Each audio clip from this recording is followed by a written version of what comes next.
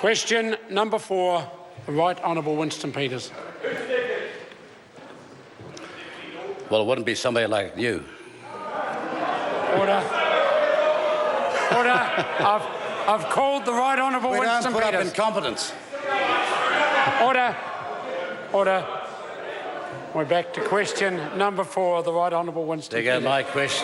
My questions to the.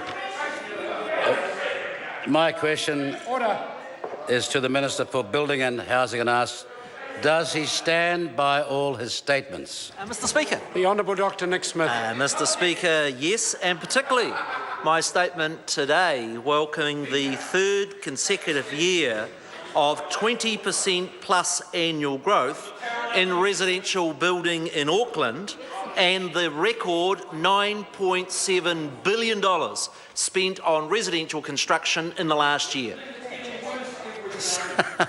Supplementary question. Supplementary question, the Right Honourable Winston Does he Peters. still stand by his statement on 19 February, and I quote him, "I have been assured by officials that imported cement must meet New Zealand's standard, that the dry mix product referred to does in fact meet that standard," end of quotes. Mr. Speaker, the Honourable Dr yes, Nick Smith. and that is the advice that I continue to receive from appropriately qualified independent engineers. I have repeatedly challenged the member to provide me with some engineering advice that there is a problem with this product. I've asked him to do that 3 times. I've had zip. Supplementary question. Order. Supplementary question, the Right Honourable Winston Peters. Can he guarantee that the concrete used in the $40 million taxpayer paid for Manukau District Court does not exceed the alkali content for normal concrete as specified in the NZ Concrete Standard 3104/2013? If not, why not? Mr. Speaker. The Honourable Dr Nick Smith. Mr. Speaker, no, it's not possible for me as Minister of Building and Housing to guarantee the millions of cubic metres of concrete that are produced every year. Well, actually, that is the responsibility of the commercial manufacturers of that concrete. There is a good system of quality control so that there were issues, as there was last month, with some concrete being manufactured that was substandard and having to be replaced.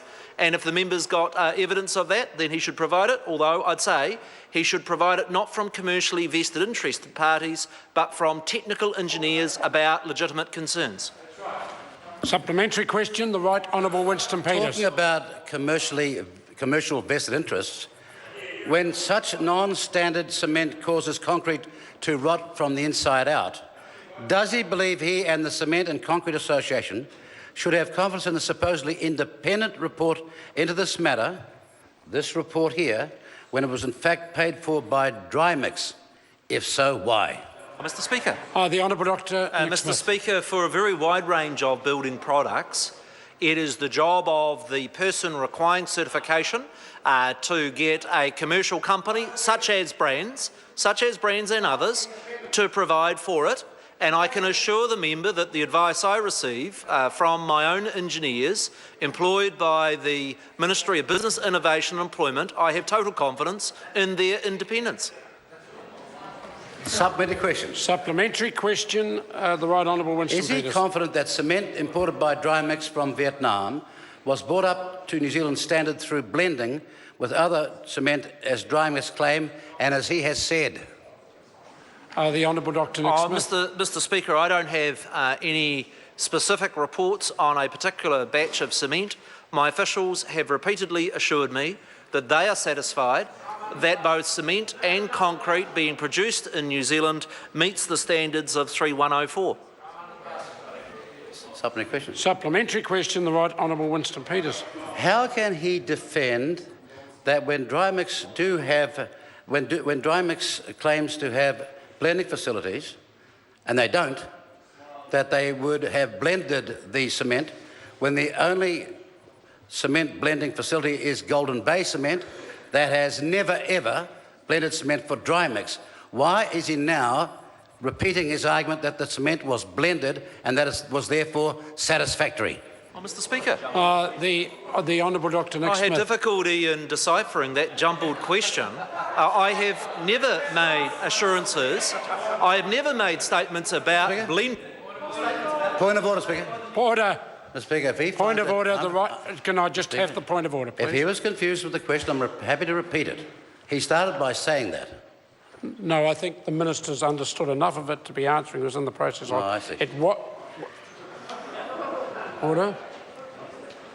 I'll allow the minister to complete his answer, and then if I'm not satisfied with the answer, I may think about it. I made no claims about this particular cement being blended. Those claims were made by the member.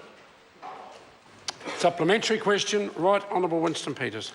When the claims with respect to blending are made in this report, which says because of that they became satisfactory, and when dry mix never had the capacity to blend the cement because only Golden Bay has it, and they did not do dry mix as concrete in that case, and there are 39,000 tonnes yet unaccounted for, why won't he actually take a simple core sample of the Manukau court to tell us whether or not it is safe in the future?